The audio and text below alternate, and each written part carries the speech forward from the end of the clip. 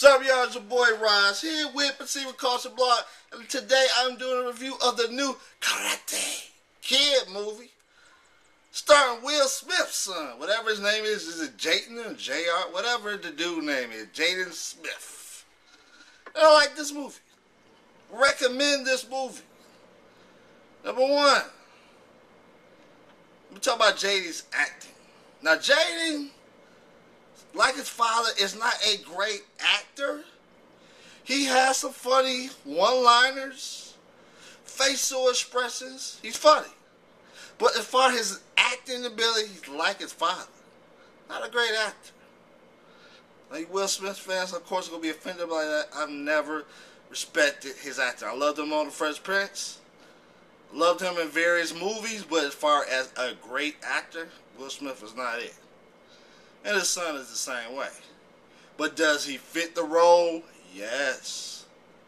Will this be a blockbuster movie?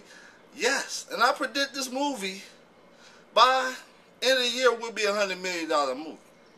I mean, I was in the show, man, and I went to a black theater. And if you've never been to a black theater, you would not know what I'm talking about, but it is an experience like no other. I mean, you got the black folks pulling out the cell phones, looking at the phones. You know, you got your lights everywhere. You know how they do. They got the lights and all that. So you got like 5 or 6 people with their cell phone. Security comes in, tell everybody to put the cell phones up. They wait till you leave. They start testing again. And then you know, when you're in a black theater, the expressions, the emotions. I mean, it's like no other. There was a dude, kid you not, doing one karate scene. This wasn't even the final scene. It was a sweet move, but he went crazy. He was like, I'm like, dog, man, is it that serious? Like, yeah. Just emotions, clapping, you know, like no other experience. So go see this in a black theater. You have to. In a white theater, it's too quiet. Go to a black theater where it's off the hook, people cracking jokes. But anyway, I digress. So Jaden as actor, I think he's funny. I think he's going to be a hit in a lot of movies. And I support this movie most of all. It's a young black boy. I mean, how many movies do we see with young black boys as a star? Not too many in Hollywood. Not too many. Not even in black movies. I don't know how many Tyler Perry movies star a little black boy. But it's not even Spike Lee movies. What, Crooklyn or something? But not too many black movies. Support black stars. So you gotta support it from that aspect as well. You got a generation up there. You got Will Smith passing on to his son. You know what I'm saying? How many father-son black actors do we have that are stars? You know what I'm saying? It's gonna be making multi-million dollars? Not too many. I can't think of too many. Now, Taraji P. Henson, a.k.a. Yvette, a.k.a. Baby Boy, Baby Mama. She's definitely the black mama in this, and she, boy, pick up your stuff. You know, the black sister, the black mama. And that's not a stereotype. That's how black mothers are. But part I didn't really feel, and this is a spoiler, it's like your son is getting his behind kicked. Are you trying to tell me a black mama is not going to jump in that ring and start fighting the little boy that's beating up her son? Of course she will. I see it all the time working in schools. When the babies get beat up, mama's going to jump in it. So I don't know. That part wasn't realistic. Now, the martial arts in the movie, dope. It's not like the Karate Kid. No, Karate Kid is more the technical karate type stuff. I don't know the whole martial arts. This is more high-flying martial arts type of joints. You know what I'm saying? Jumping around. The fake stuff. You know what I'm saying? Stuff you see in a video game. That's what type of karate or whatever, not karate, martial arts that's in this movie. Jackie Chan. He's no Mr. Miyagi. But he's good for the role. 2 different types of, you know what I'm saying, actors.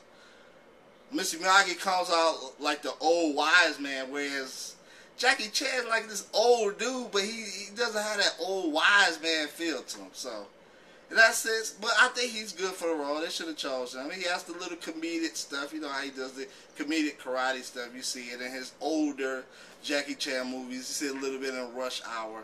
So that Jackie Chan is definitely there. But he's no Mr. Miyagi. There's a lot of tributes to the older movie. A lot of elements of the older movie in there. But it's definitely not the same movie. But it's kind of predictable. You know, he gets his butt kicked and you know what's going to happen at the end. So in that sense, you know, story-wise, it's kind of predictable. This is a beautiful, like, the scenery, of course, is way better than the original. The original had more of the low-budget feel. This one, you know what I'm saying, you see China and beautiful scenery, you know what I'm saying? Nice. All that stuff is nice. Now, the negative in this movie is too long. This movie like 2.5 hours.